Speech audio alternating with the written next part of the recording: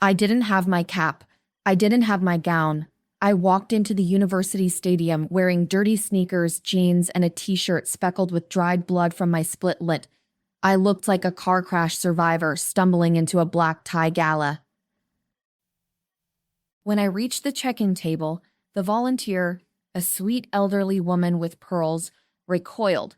"Sweetheart, oh my God, do you need a medic? Did you get mugged?" "I need my diploma," I said, my voice sounding like gravel. "And I need to know where the valedictorian sits." She didn't argue, she just handed me my name card with trembling hands. I walked into the sea of black robes. Heads turned, whispers rippled through the graduates like a wave. Who is she? What happened to her face? I didn't care. I sat in the front row, alone, surrounded by pristine, happy students whose parents were probably crying tears of joy in the stands.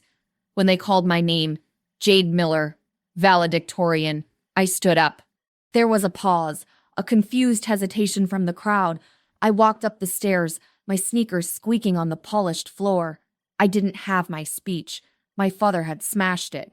So when I reached the podium, I just leaned into the microphone. I looked out at the thousands of faces, then up at the empty sky. I survived, I said. That was it. That was my speech. I took my diploma from the stunned dean and walked off. I didn't stop for photos. I marched straight for the exit, clutching the leather folder like a shield. I needed to get to the bus station before they realized where I was, but I underestimated their desperation. I was halfway across the parking lot when tires screeched behind me. My father's rusted pickup truck roared over the curb, blocking my path. The door flew open, and before I could run, my father was on me. He grabbed my arm, his fingers digging into the bruise he'd left earlier. "You think you're smart," he spat, shaking me. "Get in the truck, now." "Let go of me," I screamed, struggling against his grip. My mother scrambled out of the passenger seat. She wasn't holding a weapon, she was holding a clip point. "A bail bondsman contract. Sign it," she hissed, shoving the pen in my face. "We need a co-signer with a clean record. Kyle is rotting in there because of you." "Sign the papers, Jade, and we'll take you to work so you can start paying us back for the gas we wasted coming here." "I'm not signing anything." I kicked my father in the shin, hard. He grunted but didn't let go. He raised his hand again, ready to strike me right there in the open daylight. "Do it," I challenged him, staring into his eyes. "Hit me. There are 5,000 people walking out of those doors." "Hey," a deep voice boomed. 2 campus police officers were sprinting toward us. My father froze. His grip loosened just enough for me to rip my arm away. "Is everything okay here?" the officer asked, his hand resting on his holster. He looked at my bloody lip, then at my father's clenched fist. "Family dispute," my father growled, trying to look imposing. "She's coming home. She's having a breakdown. I am not going anywhere with them," I said, my voice ice cold. I stepped behind the officer. "These people assaulted me this morning. They destroyed my property, and he just tried to force me into that vehicle against my will." The officer turned to my father. "Sir, step back, now. She's my daughter." My mother shrieked, waving the clipboard. "She owes us. She can't just leave. I'm 18, I told the officer. I am a legal adult, and I want them removed." The officer nodded. He looked at my parents with pure disdain. "You heard the lady. Get back in your vehicle and leave campus property, or you will be arrested for attempted kidnapping and assault." My father looked at the cop, then at me. The hatred in his eyes burned, but the fear of jail burned brighter. He spat on the ground near my shoes. "You're dead to us," he sneered. "Don't come crawling back when you fail." "I won't," I said. I watched them drive away, the muffler dragging sparks on the asphalt. As the truck disappeared, the officer turned to me. "Do you have somewhere to go, miss?" I looked at my diploma. I looked at the road ahead. "Yes," I lied. "I have everything I need." I chose my outfit for the slaughter carefully. A white silk suit, sharp enough to cut glass, and stilettos that clicked like a ticking clock. I wasn't dressing for a party. I was dressing for a funeral. The invitation had been posted publicly on Facebook. Linda and Robert's 30th anniversary vow renewal. A celebration of love and legacy. It was pathetic. They were drowning in debt, yet they had rented a tent, catered food, and invited half the town to the very house they hadn't paid the mortgage on in 4 months. I pulled my rented Bentley into the driveway, blocking my father's truck. When I stepped out, the chatter in the yard died instantly. It was like someone had pulled the plug on a stereo. 50 heads turned. Neighbors who had watched me grow up in hand-me-downs now stared at the diamond studs in my ears and the icy confidence in my stride. My name wasn't Jade anymore. I had legally changed it to Isabella years ago. Soft, feminine, everything they thought I wasn't. But the woman walking up that driveway was made of steel. Isabella, my mother Linda, froze mid-laugh, a glass of cheap champagne in her hand. She looked older, her face caked in makeup to hide the stress lines. My father stood next to her, wearing a suit that was too tight, and Kyle was sitting on a Kohler, looking bloated and smug, holding a beer. "Well, look who decided to show up," Kyle yelled, breaking the silence. "The prodigal sister returns." My mother recovered quickly. Her eyes darted to my car, then to my clothes. I saw the greed flash in her eyes like a neon sign. She put on her best performance smile and rushed over, arms wide open. "Oh, my baby," she exclaimed, loud enough for the back row to hear. "I knew you'd come. I knew you wouldn't miss this." She tried to hug me. I didn't move. I didn't flinch. I just stood there, stiff as a statue, until she pulled back, awkward and embarrassed. "We forgive you," my father announced, puffing out his chest as he walked over. He clapped a hand on my shoulder, heavy and possessive. "We know you've been out there struggling, trying to find your way. But family is fam, I'm willing to put the past behind us." "Struggling," I repeated, my voice smooth and amused. "It's okay, Izzy." Kyle laughed, walking up to flick the lapel of my suit. "We know you probably rented the car. Mom said you're probably just a secretary or something. But hey, if you're here to pay your respects, and maybe pay back some of that money you owe us for raising you, we can talk." The crowd chuckled. They were buying it. The narrative that I was the failure, the ungrateful child, crawling back for forgiveness. "Actually," I said, raising my voice just enough to carry over the wind, "I brought a gift." The greed in the air was palpable. My father's grip on my shoulder tightened. My mother clasped her hands together. "Oh, honey, you didn't have to," she squealed, extending her hand. Is it a check for the house repairs?" I reached into my designer bag and pulled out a thick, cream-colored envelope. It was sealed with red wax. It looked expensive. It looked like a blessing. "It's better than a check," I said, a smile playing on my lips, a smile that didn't reach my eyes. "It's a promise kept." "Open it now," Kyle chanted. "Open it, open it." The guests clapped. My father took the envelope, tearing it open with eager, trembling fingers. He expected cash. He expected a lifeline. He pulled out the stack of papers, legal documents, thick, stapled, and stamped with the seal of the Oklahoma County clerk.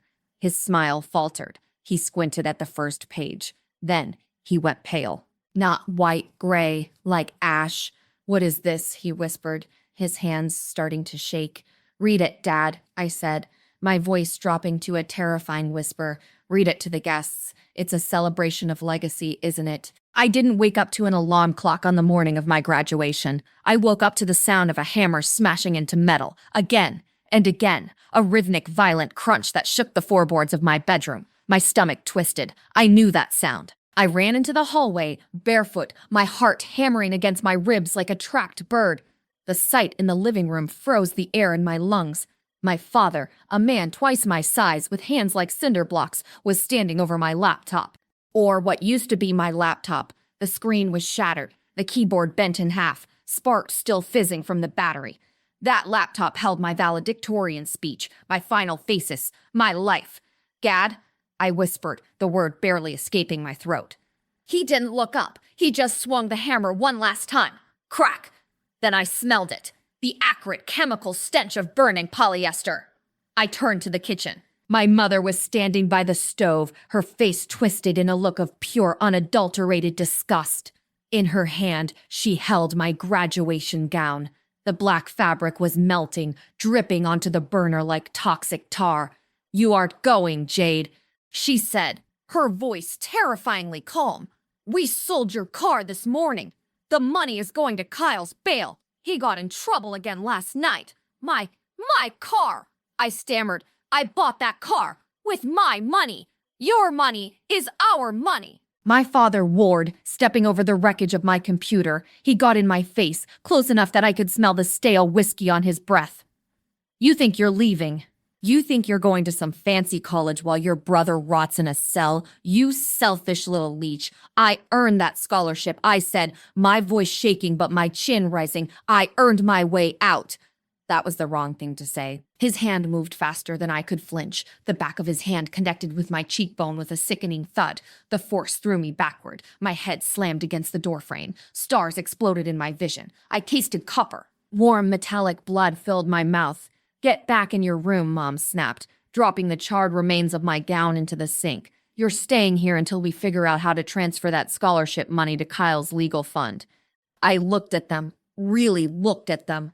The hate in their eyes wasn't new, but today it was lethal. I didn't scream. I didn't cry. I spit a mouthful of blood onto the linoleum floor at my father's feet. "No," I said. I grabbed my purse from the hook, dodged my father's grasping hand, and bolted out the front door. I ran until my lungs burned, the taste of blood mixing with the fresh morning air. They had destroyed my dress. They had broken my laptop. But they had just made the biggest mistake of their lives. They let me leave. To understand why I didn't turn back, why I kept running until my lungs screamed, you have to understand the hierarchy of the Miller household. It was a simple, brutal pyramid. At the top sat Kyle, my older brother. Beneath him were my parents, his eternal servants and protectors, and buried in the dirt, acting as the foundation that held up their delusions, was me. Kyle was 24, unemployed, and had a criminal record longer than my high school transcript. To the neighbors, he was troubled or misunderstood. To me, he was a predator. He had wrecking ball charisma and a violent temper that my mother called high spirits. When he stole my dad's truck and wrapped it around a telephone pole, they blamed the pole. When he got caught selling prescription pills behind the bowling alley, they blamed the bad crowd he hung out with. They bailed him out every time. And guess who paid for? Since I was 14, I worked. I scrubbed toilets at the motel on the highway. I worked the graveyard shift at a 24-hour diner, smelling like grease and despair every morning before school. I didn't work for clothes or makeup. I worked because every Friday my father would stand in the doorway of my room with his hand out. Rent, you say, and the family tax. They took 80% of my paycheck. They claimed it was for groceries, for the mortgage, for keeping the lights on. But I knew better. I saw the new rims on Kyle's car. I saw the designer sneakers he wore while I taped up the holes in my thrift store boots. I was funding the lifestyle of the monster who tormented me. I learned to survive by becoming invisible. I studied in the supply closet at the diner during my breaks. I hid my cash tips in a hollowed-out vent behind my bed. I built a secret life inside my head, a fortress where they couldn't touch me. My grades were my only weapon. A 4.0 grade wasn't just a number, it was an escape hatch. Then came the letter. 3 months ago, the thick envelope from Stanford arrived. I made the mistake of opening it in the kitchen. I was shaking, crying silent tears of relief. A full ride, tuition, room, board, everything covered. I thought, for one stupid, naive second, that they might be happy for me, that they might see me. "I did it," I whispered, holding the paper up. I got out. My mother snatched the letter from my hand. She scanned it, her eyes narrowing not with pride but with calculation. She did the math in her head and realized the terrifying truth. If I left, the cash cow was gone. "You can't go," she said, tossing the letter onto the counter like it was junk mail. "What? Kyle's court date is next month." My father grunted from the table, not even looking up from his beer. "The lawyer needs a $5,000 retainer. If you go to California, you can't work at the diner. You can't pay your share. It's a full scholarship," I argued, my voice trembling. "It's worth hundreds of thousands of dollars. Can you cash it?" my father asked, finally looking at me. His eyes were dead. Can you take that paper to the bank and get cash for this family? No, then it's worthless. The weeks leading up to graduation were a war of attrition. They tried to break me. They turned up the volume on the TV when I studied. They accidentally shrank my uniform in the wash. They demanded more money, draining my secret stash almost to zero. They told me I was selfish, that I was abandoning the people who raised me, that family is a suicide pact, and I was the traitor cutting the rope. But they didn't know I had already accepted the offer. They didn't know I had been packing my life into garbage bags and hiding them in the diner's locker room. Last night, the tension snapped. Kyle had gotten into a bar fight, shattered a guy's jaw with a pool cue. The bail was set high. Panic set in. They needed money fast. And they looked at me not as a daughter, but as a liquidity problem. That brings us to this morning. The smashed laptop, the melted gown. It wasn't just anger. It was a tactical strike. They thought if they destroyed the symbols of my exit, I would stay. They thought if they made me miss graduation, I would give up, put on my apron, and get back to work to pay for Kyle's freedom. They were wrong. They just taught me that if I wanted a future, I had to burn my past to the ground. I turned my back on them and walked toward the Bentley. The sound of their sobbing was loud, pathetic, and deeply satisfying. But as I reached for the door handle, I stopped. Something felt unfinished. Simply kicking them out was too easy. They would play the victims. They would go to that motel, tell their sob story to anyone who would listen, and eventually they would find a way to feel superior again. They would convince themselves that I was the villain who stole their home. No, I didn't just want them homeless. I wanted them humbled. I turned around. My father was still on his knees, clutching the grass. My mother was staring at the house, my house, like she was looking at a dying lover. Actually, I said, my voice cutting through the damp air, I just had a thought. I am a businesswoman, after all, and I hate to see assets go to waste. My parents looked up. Hope, desperate, sickening hope, flared in their eyes. Isabella, my mother whispered, you'll let us stay? The house, I said, ignoring her question, is being repurposed. As of tomorrow morning, this property will be the headquarters for the Isabella Miller Foundation.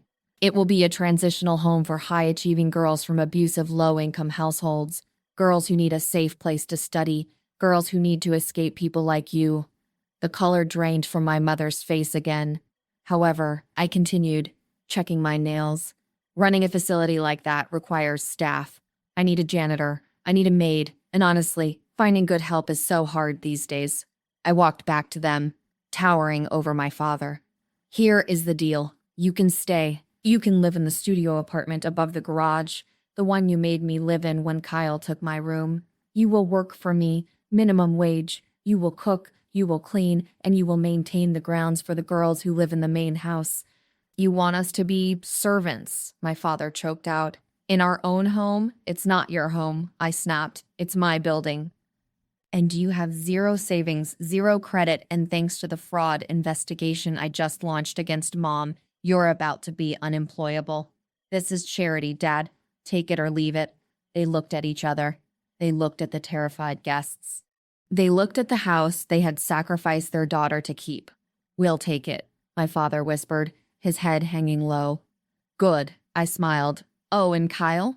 I looked at my brother, who was still pinned to the ground by my security guard.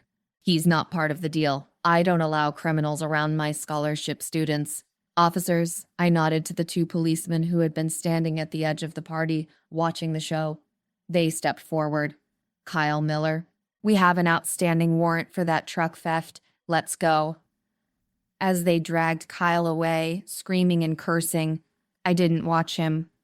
I watched my parents. They didn't move to help him. They didn't scream for him. They just stood there, terrified of losing their new minimum wage jobs. I parked the Bentley in the driveway. The house looked different. The peeling paint was gone, replaced by pristine white siding. The yard was manicured. Laughter drifted from the porch. 3 teenage girls were sitting there with laptops, studying in the sun. I walked up the steps. The front door opened. My mother stood there. She was wearing a gray uniform. Her hair was pulled back in a hairnet. She held a mop bucket. Good afternoon, Miss Isabella, she said, her voice quiet, her eyes fixed on the floor. She didn't dare look me in the face. The foyer looks a little dusty, Linda, I said, stepping past her without stopping. Make sure it shines before the board meeting tonight.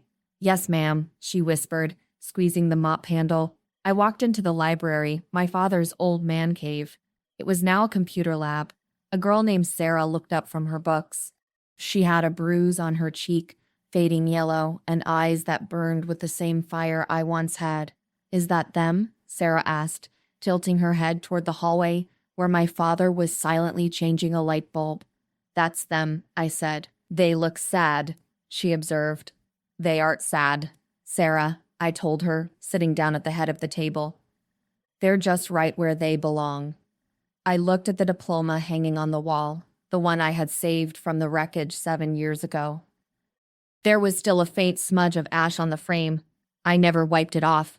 It was a reminder. You can burn the dress, you can break the laptop, but you can never burn down the woman who walked through the fire. 7 years. That's how long it takes for the human body to replace every single cell. The girl who spat blood on the asphalt of a parking lot in Oklahoma didn't exist anymore. She had been replaced by a woman in a $2,000 tailored suit, sitting in a corner office 40 floors above Manhattan. My name was still Jade, but everything else had changed. I didn't become a lawyer or a doctor like I had planned in high school. Those professions were too soft. I went into distressed private equity. My job was simple. I found companies that were bleeding, swooped in, stripped them for parts, and sold the scraps for a profit. I was a professional vulture, and I was very, very good at it. My assistant, a sharp kid named David, buzzed in. Miss Miller, you have another letter from a Linda marked personal. No return address. Should I shred it? I swiveled my chair looking out at the gray skyline. Scan it to the evidence folder. Then burn the physical copy. Understood. They had tried to find me, of course. For the first 2 years, it was silence. Then, when Kyle inevitably got back into trouble, grand theft auto this time, they remembered the daughter they had discarded. They tracked me down through LinkedIn. First came the emails begging for forgiveness. Then the guilt trips about Dad's failing health. Finally, the demands for cash. I never replied. Not once. But I was listening. I opened a secure folder on my laptop labeled Project Redwood. It wasn't a work assignment. It was a hobby. For the last 3 years, I had hired a forensic accountant and a private investigator to map out every inch of the Miller family finances. It was a disaster zone. To keep Kyle out of prison and maintain their image in the community, my parents had leveraged everything. The report on my screen was an autopsy of their greed. The house, second mortgage, 3 months behind on payments. The auto shop, Dad had stopped paying his suppliers. He was cooking the books to hide a $50,000 tax lien. Kyle, still unemployed, living in the basement, driving a truck leased in my mother's name that they couldn't afford. They were drowning, and like drowning people, they were thrashing around, looking for a life raft. They thought I was the raft. They didn't realize I was the water filling their lungs. I picked up the phone and dialed my broker. Jade, he answered. What are we buying today? Tech? Pharma? Debt, I said, my voice flat. I sent you a file. A portfolio of non-performing personal loans from a regional bank in Oklahoma. Specifically, the mortgage on 424 Oak Street and the business loan for Miller Auto Repair. This is small potatoes, Jade. This is junk debt. Why do you want this? Sentimental value, I lied. How fast can we close? If you pay cash? 48 hours. We can buy the notes through that shell company you set up, Nemesis Holdings. Do it, I said. Buy it all. The house, the shop, the credit card debt. I want to own every cent they owe. Done. But you know that once you buy the debt, you have the right to foreclose. You become the bank. I know, I said, a cold smile touching my lips for the first time that day. That's the point. I hung up. I walked over to the window. I imagined them back home, sitting at that scratched kitchen table, arguing over bills, blaming the economy, blaming the government, blaming me. They had no idea that the bank calling them about late payments wasn't a faceless corporation anymore. It was me.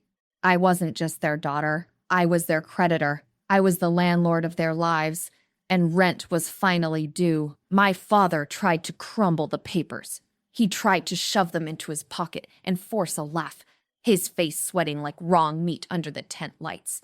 It's just a prank, he stammered, looking at the confused guests. Isabella is such a joker, always with the jokes. I stepped forward and snatched the microphone from the DJ's hand. The feedback squealed, silencing the crowd. It's not a joke, Dad, I said, my voice amplified, booming across the lawn.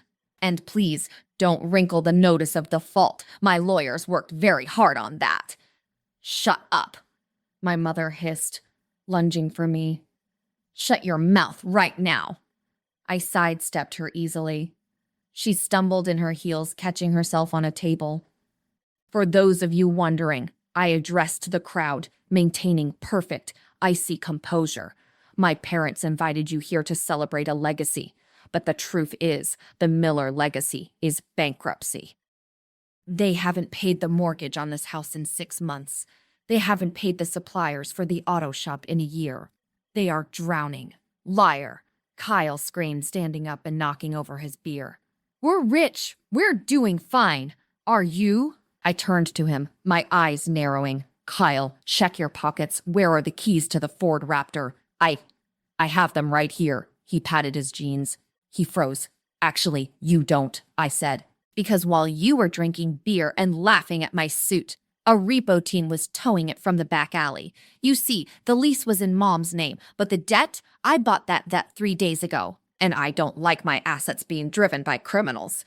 Kyle's face went purple. He roared, a guttural animal sound, and charged at me.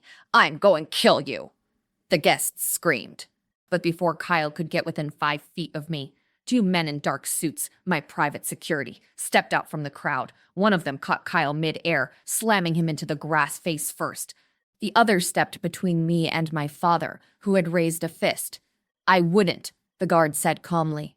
I walked over to my father, who was trembling, defeated, holding the papers like they were radioactive. You said paying the bills doesn't make you family, I whispered, loud enough for the microphone to catch. You were right. Paying the bills makes you the owner. And I own you. I pointed to the document in his hand. That is a transfer of ownership title. I bought your mortgage from the bank this morning. I bought the liens on the shop yesterday. I own the roof over your head. I own the ground you're standing on. I own the bed you sleep in. My mother was sobbing now, mascara running down her face in black streaks.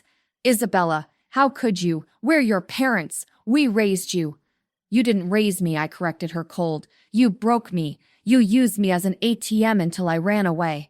And now I'm just a businesswoman protecting her investment. I looked around at the stunned neighbors. They were staring at my parents with a mixture of horror and pity. The facade was gone. The perfect family was exposed as a fraud living on borrowed time and stolen money. You have 24 hours to vacate the premises, I announced. My security team will remain here to ensure you don't damage any of my property on your way out. You can't do this, my father wailed, falling to his knees. It was a pathetic sight. Where will we go? We have nowhere. I looked down at him. I remembered the blood on the linoleum. I remembered the smashed laptop. I remembered the melted gown. I hear the motel on the highway is hiring cleaners, I said. I used to work there. I'm sure they'll give you a discount. I dropped the microphone. It hit the grass with a heavy thud.